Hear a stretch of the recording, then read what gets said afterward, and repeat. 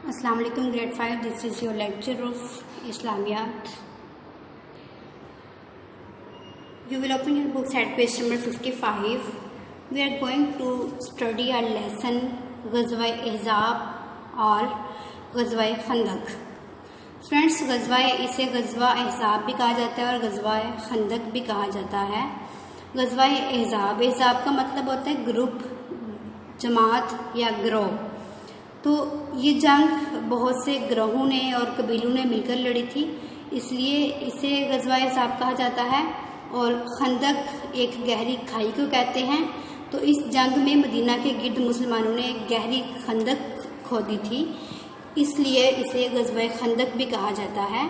ये ग़ज़वा 5 हिजरी में हुआ था। हुआ ये था कि ग़ज़वा उहद के बाद मुसलमानों को बड़ी मुश्किलात का सामना करना पड़ा था। यहूदियों और अरब के बहुत से कबीलों ने मुसलमानों को बहुत परेशान किया हुआ था, लेकिन हज़ूर सल्लल्लाहु अलैहि वसल्लम ने ऐसा ऐसा बहुत अच्छी हिकमत अमली के साथ अपने सारे हालात को मुसलमानों के लिए सूटेबल बना दिया और वो अमन से ज़िंदगी गुजारने लगे। लेकिन यहूदी जो मदीना में रहते थे, वो उनको मुसलमानों का सुकून बिल्कुल भी पसंद ना आया और उन्होंने मुसलमानों के खिलाफ साजिशें करनी शुरू कर दी। वो मक्का के काफिरों के पास गए और उनसे जाकर कहा कि अगर आप मदीना पर हमला करें तो हम आपका साथ देंगे। तो इस तरह कुरैश मक्का ने मदीना पर हमला करने के लिए तैयारी शुरू कर दी और यहूदी भी उनके साथ मिल गए। तो जब रसूल सल्लल्लाहु अलैहि वसल्लम को इनकी तैयारियों का पता चला तो अल्लाह के नबी ने अपने सहाबा कराम को इकट्ठा किया, उनसे मशवरा किया। तो अल्लाह के नबी के सहाबा कराम में से एक सहाबी हज़रत सुलेमान फ़ारसी ने मदीना के गिर्द एक खंदक खोदने का मशवरा दिया कि जिसको दुश्मन पार ना कर सके। चनाचा नबी सल्लल्लाहु अलैहि वसल्लम ने मुसलमानों के साथ मिलकर मदीना में शुमाल की तरफ खंदक खोदी, एक बहुत गहरी खंदक खोदी। 6 दिन के अरसे में मुसलमानों ने खंदक की खुदाई का काम किया और बहुत मुश्किलात के साथ इस खंदक को कंप्लीट किया।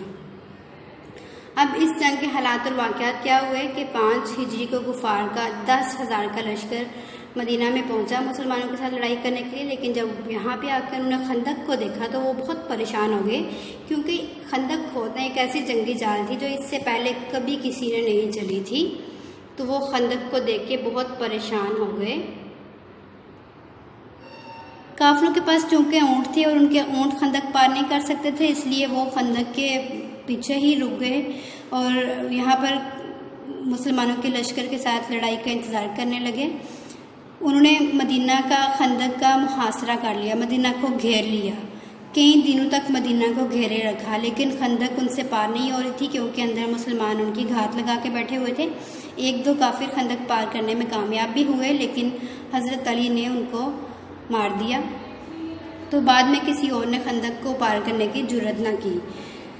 यहूदियों की बदअहदी, इस जंग में यहूदियों की बदअहदी भी सामने आई। यहूदियों ने पहले मिसाके मदीना में मुसलमानों के साथ वादा किया था कि अगर मदीना के बाहर से कोई दुश्मन हमला करता है तो यहूदी और मुसलमान मिलकर उसका मुकाबला करेंगे। लेकिन यहाँ पर जब कुरैश ने हमला किया तो यहूदियों ने कुरैश का साथ दिया और उन्होंने ये फ़ैसला किया कि वो मुसलमानों पर हमला करेंगे तो कुरैश आसानी से खंदक अबूर कर लेंगे। इस तरह यहूदियों ने बदअहदी की, अपना वादा तोड़ा। जंग के नताइज, अब हम पढ़ेंगे कि इस जंग के नतीजे क्या निकले। इस जंग में, इस ग़ज़वा में मुसलमानों को बहुत सी परेशानियों का सामना करना पड़ा। दुश्मन तादाद में बहुत ज़्यादा थे और उन्होंने मदीना का मुहासरा किया हुआ था, मदीना को हर तरफ से घेरा हुआ था। 30 दिन हो गए थे मदीना को घेरे हुए। तो उसी दौरान जो है काफिरों का, यहूदियों का एक कबीला था बनु गुतफान, उसका एक शख्स नईम बिन मसूद, उसने खामोशी से इस्लाम कबूल कर लिया और काफिरों को इसका बड़ा नुकसान हुआ, क्योंकि उसके इस्लाम कबूल करने की वजह से उसने इस्लाम की बहुत हेल्प की और उसकी कोशिशों की वजह से मदीना के जो यहूदी हैं और मक्का के जो काफिर हैं उनके दरमियान आपस में लड़ाई बढ़ गई। और इसी दौरान अल्लाह ताला ने मुसलमानों की मदद की और बहुत तेज़ आंधी का तूफ़ान भेजा, जिससे काफिरों ने जो अपने खैमे लगाए हुए थे वो सारे ख़राब हो गए, उल्ट गए, उनकी खांडियाँ उल्ट गईं और खाने पीने की ज़रूरत की सारी चीज़ें ख़राब हो गईं। तो वो मैदान छोड़कर भाग गए। तो इस तरह मुसलमान बगैर लड़ाई के इस जंग में फतह याब हो गए। तो इससे ज़ाहिर होता है کہ جنگ میں فتح کا انحصار فوج کی تعداد اور جنگ کے سامان پر نہیں بلکہ اللہ کی مدد کے ساتھ ساتھ انسان کے پختہ ایمان پر بھی ہوتا ہے۔ اسٹوڈینٹس، اس کی خالی جگہ اور درست جواب پر دائرہ لگائیے۔ یہ جو 2 مشقیں ہیں یہ آپ لوگ خود حل کریں گے چیپٹر ریڈنگ کے بعد۔ میں آپ کو سوال نمبر 3 کرواؤں گی، سوالات کے جواب لکھیے۔